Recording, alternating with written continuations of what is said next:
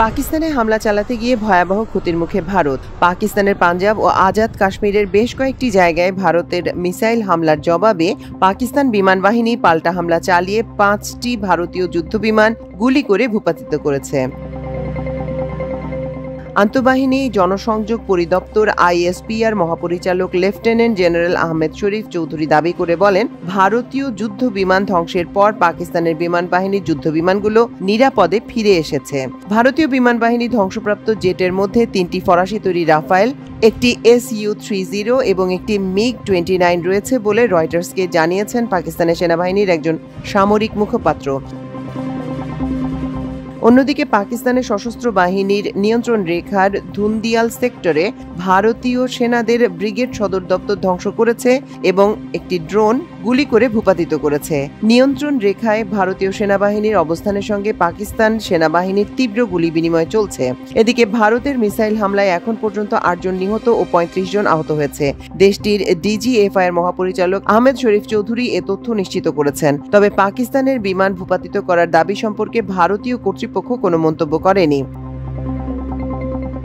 এসব যুদ্ধ বিমান ধ্বংস হলে তা হবে কয়েক দশকের মধ্যে ভারতীয় সেনাবাহিনীর জন্য সবচেয়ে বড় ক্ষতি, ফলে যুদ্ধ তীব্রতর হওয়ার ঝুঁকি তৈরি করবে।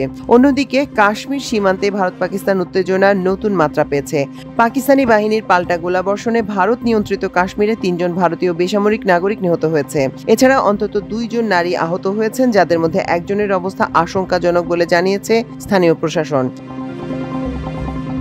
ভারতীয় সেনাবাহিনীর পক্ষ থেকে বুধবার সকালে জানানো হয়, এই গোলাবর্ষণের ঘটনায় 3 জন বেসামরিক নাগরিক নিহত হয়েছে। আহত 2 নারীর মধ্যে একজনকে সামরিক হাসপাতালে স্থানান্তর করা হয়েছে। এদিকে ভারতের মিসাইল হামলার জবাবে দেশটির 5টি যুদ্ধবিমান ভূপাতিত করার দাবি করেছেন পাকিস্তানের প্রতিরক্ষা মন্ত্রী খাজা আসিফ। মার্কিন সংবাদ মাধ্যম CNN-কে বুধবার এ তথ্য জানান তিনি।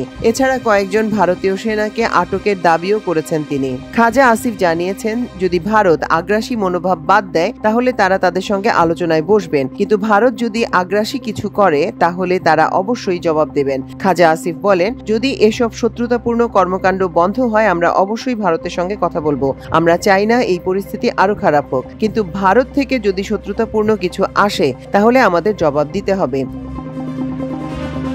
যুদ্ধবিমানকে লক্ষ্যবস্তুতে পরিণত করার পাশাপাশি ভারতীয় সেনাবাহিনীর ব্রিগেড সদর দপ্তরে হামলা চালিয়েছে পাকিস্তান। মঙ্গলবার মধ্যরাতে পাকিস্তানের একাধিক জায়গায় মিসাইল ছোড়ে ভারত। এর জবাবে তাৎক্ষণিকভাবে নয়াদিল্লির বিরুদ্ধে পাল্টা হামলা চালানো শুরু করে ইসলামাবাদ। দেশটির নিরাপত্তা বাহিনীর একটি সূত্র সরকারি টিভি চ্যানেল PTV-কে জানিয়েছে, ভারতীয় সেনাদের ব্রিগেড সদর দপ্তরে হামলা চালিয়ে এটি ধ্বংস করা হয়েছে। মাল্টিমিডিয়া ডেস্ক, আমার দেশ।